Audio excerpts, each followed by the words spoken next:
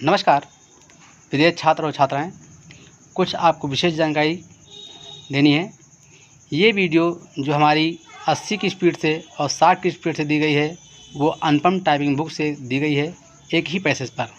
तो मेरा कहना है कि इस पैसेज का होमवर्क पहले करें और हमारे व्हाट्सएप पर भेजें, फिर मैं चेक करके आपको वीडियो के माध्यम से भेज दूँगा और फिर मिला करके आप इसके घर में प्रैक्टिस करें और फिर इसकी नकल आप कम से कम 10 बार लिखें।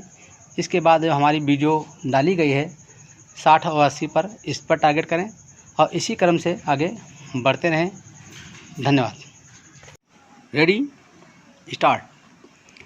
किसी भी राष्ट्र के विकास की दर उसके पूंजी निर्माण, बचत, प्रोत्साहन एवं वरीयता के आधार पर उत्पादकता विनियोजन का परिणाम है। इस दृष्टि से यदि अब तक अर्जित की गई उपलब्धियों का विश्लेषण किया जाए तो सहज रूप से ज्ञात होगा कि इस दिशा में किए गए प्रयत्नों के मुख्य केंद्र बिंदु नगरीय क्षेत्र रहे हैं। ग्रामीण अंचल, जहां इसका असीमित क्षेत्र है, अब भी अपेक्षाकृत उपेक्षित है। इसमें दो राय नहीं कि सहकारी संस्थाएं इस राष्ट्र निर्माण के महत्वपूर्ण कार्य के लिए एक आदर्श एवं उपयुक्त अभिकरण है और इनका संस्थागत जाल भी पूरे प्रदेश में फैला हुआ है। फिर भी इस ओर नियोजित प्रयासों की कमी क्यों है, यह एक विचारणीय बिंदु है। सहकारिता का सर्वोपरि उद्देश्य मितव्ययता एवं बचत को प्रोत्साहन देना तथा बचतों को उत्पादक अवसर प्रदान करना है। परंतु जहां तक ग्रामीण बचतों को प्रोत्साहन एवं संकलन का प्रश्न है, आज की कार्य पद्धति में कदाचित इस कार्य पर संतुलित बल नहीं दिया जा रहा है।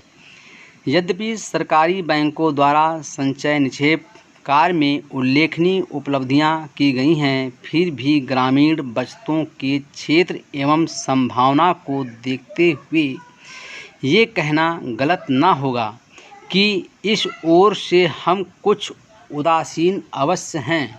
बचतों के संकलन एवं निक्षेप संचय के कार्य की आज की पद्धति का यदि हम विश्लेषण करें तो पाएंगे कि ये व्यवस्था ग्राहक जमाकर्ता के पहल पर आधारित है, जबकि इसे संस्थाओं के पहल पर आधारित होना चाहिए। यहाँ ये कहना स्वाभाविक होगा कि जमा राशि सहकारी ऋण संस्थाओं के लिए मुख्य आय स्रोत हैं और इस पर अनेक आंतरिक साधनों की सुदृढ़ता एवं प्रबंध संचालक की सफलता निर्भर करती है।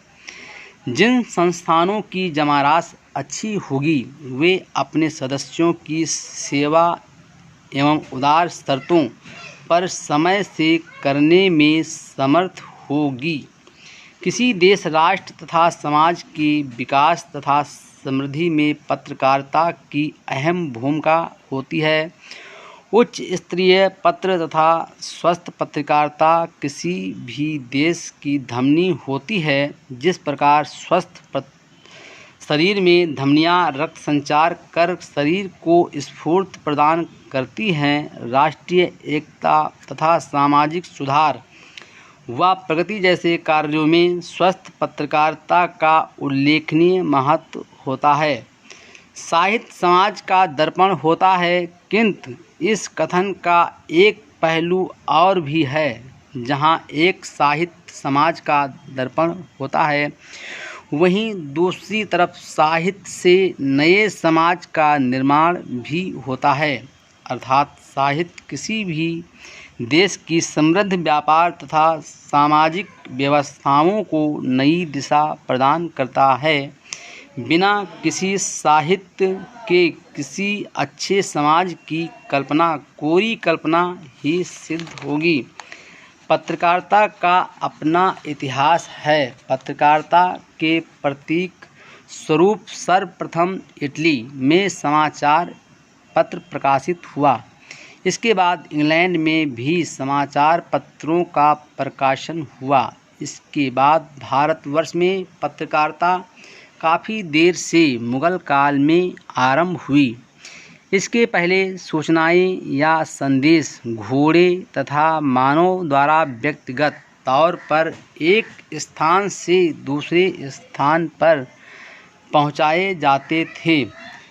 पत्रकारिता आज समाज तथा राष्ट्र की अभिन्न अंग बन चुकी है, क्योंकि किसी भी भाषा तथा साहित्य के विशुद्ध सर्जन ने जन सामान्य को इतना लाभ नहीं पहुंचाया जितना कि इन्हीं भाषाओं के माध्यम से होने वाली पत्रकारिता ने।